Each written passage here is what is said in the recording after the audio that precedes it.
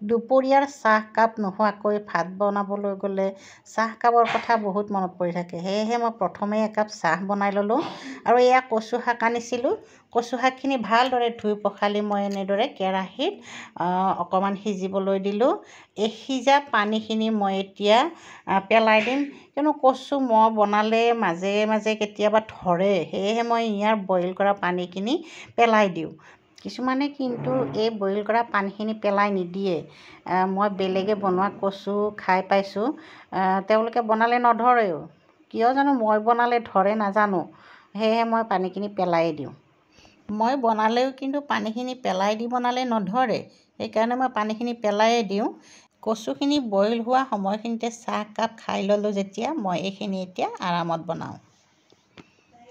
छोटी सी उम्र में लग गई रोग, कहते हैं लोग मैं मर जाऊंगी, हो मैं मर जाऊंगी।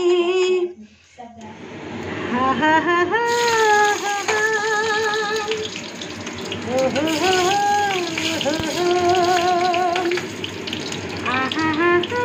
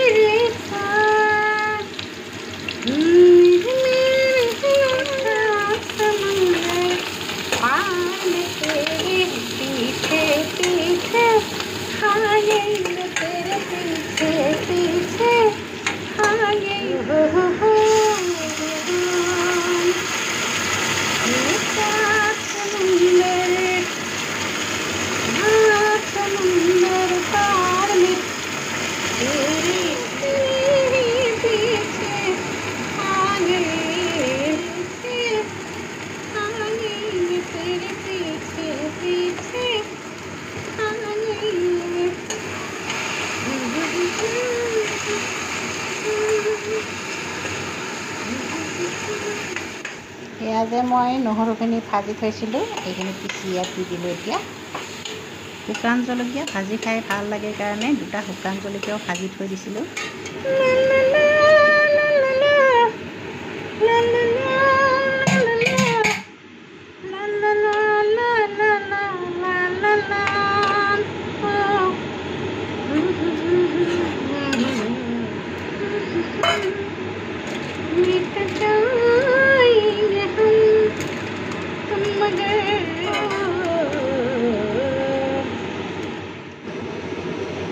এইয়া গান গাই গাই মই কচুৰ চব্জি বনাই পেলালোঁ। কচুৰ চব্জি মোৰ হৈ গ'ল। এতিয়া কচুৰ চব্জি আমি খোৱাহে কথা। এতিয়া মই তিতা কেৰেলা ভাজিম। আজিকালি মানুহে তিতা কেৰেলাও বিভিন্ন ধৰণে বনাই খায়। কোনোবাই মছলা দি ভাজি খায়, কোনোবাই আকৌ বইল কৰি খায়। মই কিন্তু ভাজি খাই খুব ভাল পাওঁ, সেয়েহে মই আজি ভাজিকে বনালোঁ। তিতা কেৰেলা যদিও আমাৰ স্বাস্থ্যৰ কাৰণে ভাল হয় বা মাজে সময়ে আমি খাই থাকিব লাগে, কিন্তু এনেদৰে যদি ভাজি সঘনাই খোৱা হয় তেতিয়া গেষ্ট্ৰিকৰ কাৰণেও বেয়া হয়। গতিকে অকণমান পাতলাই হ'লেও খাব আৰু।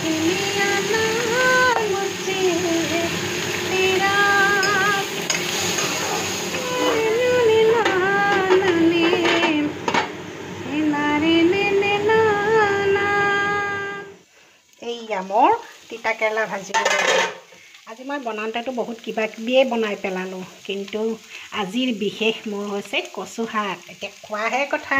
কচু শাক কেনেকুৱা লাগিছে খাই মই এতিয়া আপোনালোকক দেখুৱাম।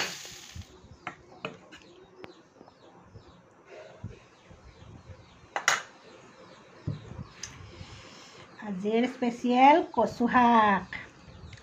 খাই চাওঁ বাৰু কেনেকুৱা লাগিছে। কৃষ্ণ কৃষ্ণ।